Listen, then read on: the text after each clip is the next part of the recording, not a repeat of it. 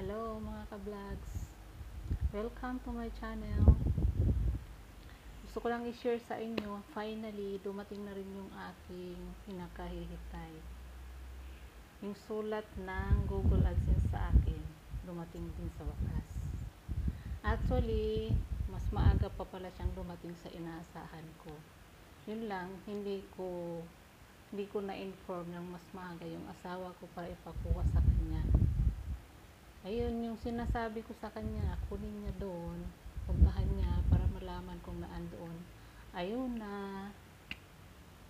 Ito ang mga kaganapan.